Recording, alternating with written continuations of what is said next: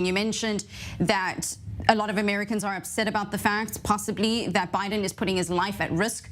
We know that when he went to go and visit a solidarity visit to Ukraine, Russia knew about his visit and they knew not to target certain areas of which he was at. So now we've had US senators, politicians, high-level officials, even from the EU and Israel, that have been taking cover in bomb shelters because Hamas doesn't really care about their safety nor the fact that they are in the country. So how is Biden's team going to be making sure that he's safe in a war zone? And the other thing being, has America possibly learned from its own, I'd say likely, but failures from Afghanistan in terms of the day after it got its retaliation, that it can possibly be able to give Israel some kind of guidance as to how to implement what they've learned into the Gaza Strip? Well, I think that, again, great secrecy will surround his visit and security. He'll always be within very close walking distance to a shelter, as was Secretary of State Blinken. That's for certain. I think Hamas would be making a grave mistake, and only Hamas is capable of making such a grave mistake of shelling an area in which the president sits. You're going to have that visual of the president of the United States in a bomb shelter. That wouldn't exactly redound to Hamas's benefit, I would imagine. It'd be for Israel. The criticism of Biden is coming from many sectors, particularly from his own party. His progressive wing of his own party is not particularly pro-Israel, to say the least. They haven't been happy. There's probably one issue in Washington which receives bipartisan support today, and that is isolationism, the reluctance to be involved in a foreign military entanglement, particularly in the Middle East. And here, Biden's completely violated that consensus. So he's going up against a lot of opposition.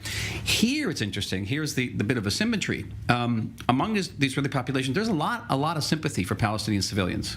There's a sense, I think, among Israeli public opinion, I think Grisha would agree with me, that the civilian population of Gaza is not innocent.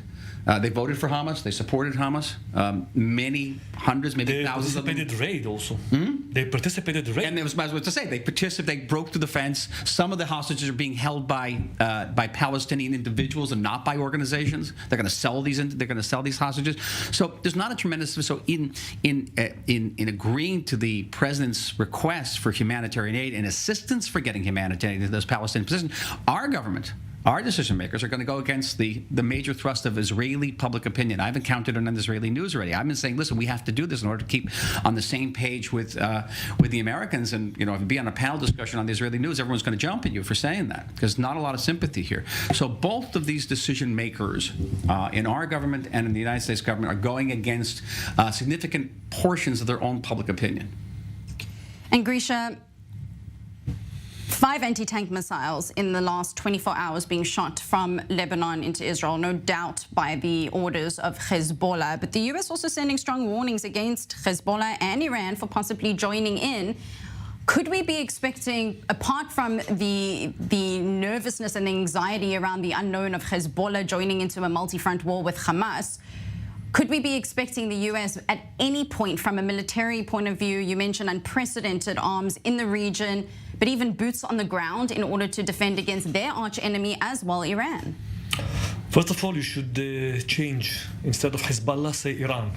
Okay, because the orders are coming from the ones who planned it all, and Hezbollah are just sitting there and waiting that Iran will push the button.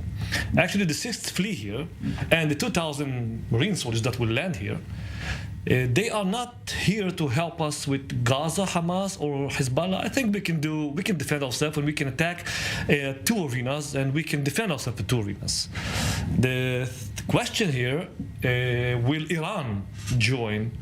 Because their original plan is a fire belt around Israel. It means Gaza, Lebanon, and Syria. There's already a division that moved from Deir Azur in the area of Iraq and Syria, and they moved to the Golan Heights, and they are also waiting to get the green line from Iran. So the boots on the ground, or airplanes in the air, will actually be there if Iran will participate this round of not escalation, but this war around Israel. Let's see. I think that the trigger, or the next exam, the first one was last Friday, October 13, when everybody called, Hamas called to fund Al-Aqsa. It means the flood of Al-Aqsa, and they failed.